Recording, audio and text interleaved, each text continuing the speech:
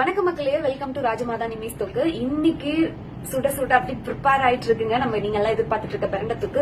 நான் வந்து கருவேப்பிலை தொக்கு தான் நிறைய சேல் ஆகணும்னு நினைச்சேன். பட் இந்த பிரண்ட தொக்கு அதை விட டேஸ்ட்ல வந்து நெக்ஸ்ட் லெவல் போயிடுச்சு.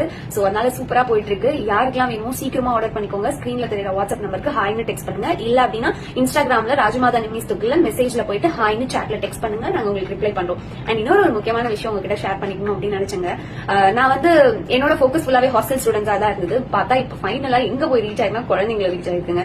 எங்க குழந்தைங்க கருவேப்பிலை எல்லாம் தூக்கி போட்டாங்க. எங்க குழந்தைங்க பெரண்டா என்னன்னு தெரியாது, ஆனா அதை நல்லா சாப்பிடுறாங்க அப்படின்ற அளவுக்கு இருக்கு. பிகாஸ் பாய்ஸுக்கு எல்லாம் வந்து போன் ஸ்ட்ரென்த் அதிகம் அண்ட் கேர்ள்ஸுக்குமே செம்மையா போன் ஸ்ட்ரென்த் கொடுக்கறதா இந்த பெரண்டை. சோ அது இவ்வளவு தூரம் குழந்தைங்களை ரீச் ஆயிருக்குன்ற போது எனக்கு ரொம்ப ஹாப்பி. தாராளமா சாப்பிடலாம், தைரியமா சாப்பிடலாம். பிகாஸ் நம்ம ப்ராடக்ட்ல எந்த ஒரு ஹார்ம்ஃபுல் இன்கிரீடியன்ட் ஒரு கெமிக்கல்ஸ் எதுவுமே யூஸ் பண்ணல. அண்ட் ப்ரிசர்வேட்டிவ் ஐட்டம்ஸ் எல்லாம் எதுவுமே இல்லைங்க. நீங்க வந்து ஜஸ்ட் ஒரு 5 days or 10 days வரைக்கும் வெளியே வச்சுக்கோங்க. இல்ல அப்படின்னா ரெஃப்ரிஜரேட் பண்ணிட்டீங்கன்னா 2 months வரைக்கும் கூட கொஞ்சம் கொஞ்சமா வச்சு யூஸ் பண்ணலாம். ஆனா நம்மளோட தொக்கு வந்து சீக்கிரமா காலி ஆயிடுது.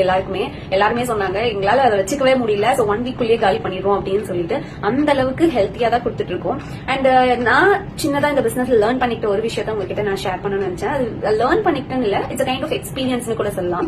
ஐ just put a stall near IT company. So அந்த இடத்துல நான் ஸ்டால் போடும்போது so many people were going that side. என்ன அந்த பக்கமாவே போறாங்களே, ஏன் இந்த பக்கம் வரவே மாட்டாங்கன்னு பார்த்தா அங்க சுட சுட பஜ்ஜி போடுறாங்க. சோ எல்லாரோட மைண்ட் செட் எப்படி இருக்குன்னா, நம்ம வந்து ஒரு 15 rupees கொடுத்து பஜ்ஜி சாப்பிட்டு வயிறு ஃபில் பண்ணிட்டு போகணும் அப்படிதான் இருக்கும். ஆப்வியஸா இல்லையா? சரி, நான் வந்து இந்த சோசியல் மீடியால சோ மச் ஆஃப் நெகட்டிவிட்டிஸ் தான் நம்ம சீக்கிரமா அட்ராக்ட் பண்ணிக்கிறோம்.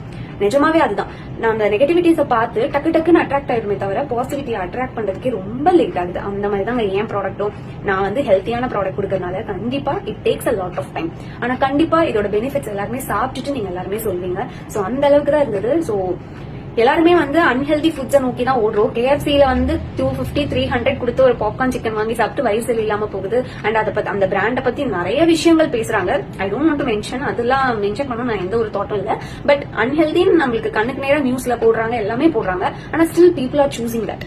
ஆனா நம்ம வந்து இவ்ளோ பியூரா கொடுக்கணும், ஹெல்த்தியா கொடுக்கணும்னு இதுக்காக நம்ம ரொம்ப டைம் ஸ்பெண்ட் பண்ணி பண்றோம். But it takes a lot of time.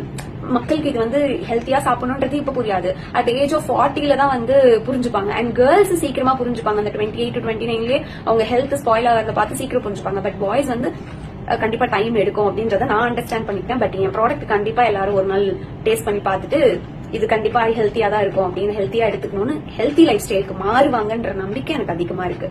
So let's hope for the best. எல்லாருமே ஒரு விஷயம் செய்யுங்க அப்படின்னா ஹோப்போட செய்யுங்க, கண்டிப்பா அது நிறைவேறும். தேங்க்யூ.